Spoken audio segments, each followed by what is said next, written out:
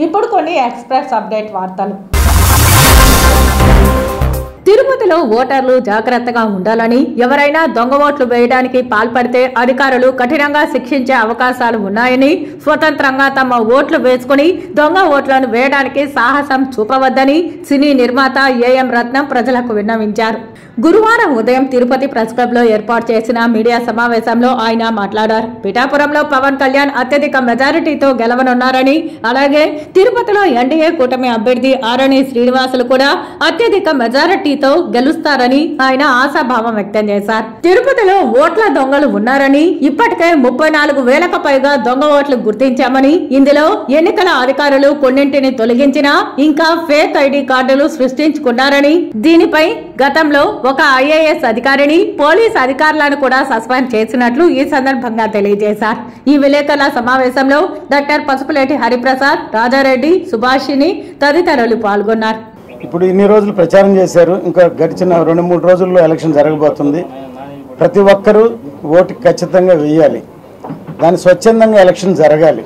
ముఖ్యంగా ఇప్పుడు మేము చెప్పబోయేది ఏంటంటే, కొన్ని ఫేక్ ఐడీలు క్రియేట్ చేసి కొన్ని ఓట్లు తయారు చేసి జరగబోతుందని వినికిడి.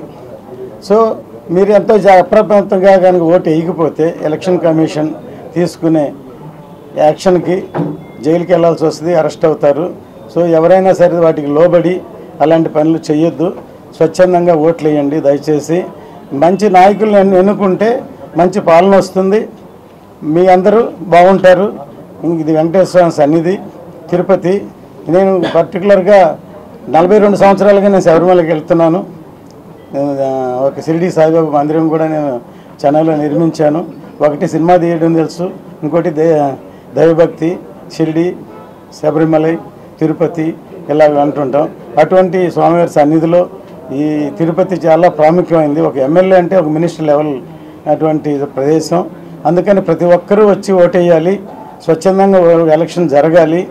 ఎవరు ఇటువంటికి లోన్ అవ్వకుండా ఫేక్ ఐడీలు పెట్టి చాలామంది ఎలాగ ఎలక్షన్ జరపాలని ప్రయత్నిస్తున్నారని మాకు విషయం తెలిసింది.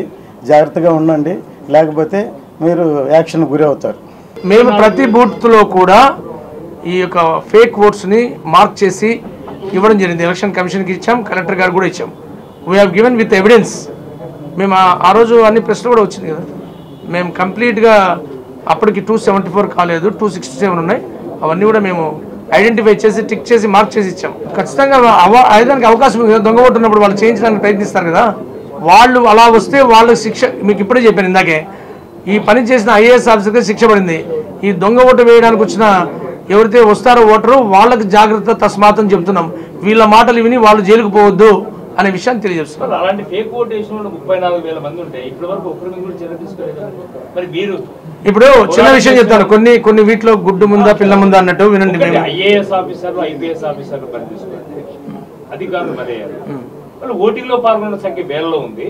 ఒక్కరిని కూడా ఇప్పటి వరకు మీరు ఏం చేశారు? ఇప్పుడు ప్రభుత్వం వైఎస్ఆర్సీపీ ప్రభుత్వం అలా ఉంది. మీరు చూశారు కదా మీడియా సాక్షిగా బై ఎలక్షన్లో, ఎంపీ బై ఎలక్షన్లో బస్సుల్లో వచ్చి దిగి ఓట్లు వేస్తా ఉంటే ఏం చేశారు? ఎలక్షన్ కమిషన్ అప్పుడు ఏం చేసింది? మీరున్నారు కదా, మీరంతా మీ కళ్ళ ముందే ఆ బస్సుల్లోంచి జనాలు దిగి ఊర్ల నుంచి వచ్చి ఇక్కడ బై ఎలక్షన్లో ప్రతిష్టాత్మకమైన భారతీయ జనతా పార్టీ అంటే వాళ్ళు గురి చూసి కొడతారు, వాళ్ళు చూసారా అవన్నీ రేట్ చేసి ఇప్పుడు ఒక శిక్షకు గురైంది ఎవరు? మేము అదే అడిగాము. ఐఏఎస్ ఆఫీసర్ గారు చేసిన దానికి ఆయన శిక్షకు గురయ్యారు. దాని వెనకన ఉన్న మెయిన్ దొంగను శిక్షించాలనే విషయాన్ని కూడా మేము చేసాం. ఖచ్చితంగా రేపు ఎన్డీఏ ప్రభుత్వంలోకి వచ్చిన తర్వాత మేము ప్రభుత్వంలోకి వస్తున్నాం. ఈ ఐఏఎస్ ఆఫీసర్కి ఏం లాభం లేదు ఈ దొంగ ఓట్ల వల్ల. లాభపడే వ్యక్తి ఎవరైతే దీన్ని లాభం చేయాలో వాళ్ళని శిక్షించాలని రిప్రజెంటేషన్ కూడా మేము ఇచ్చాము.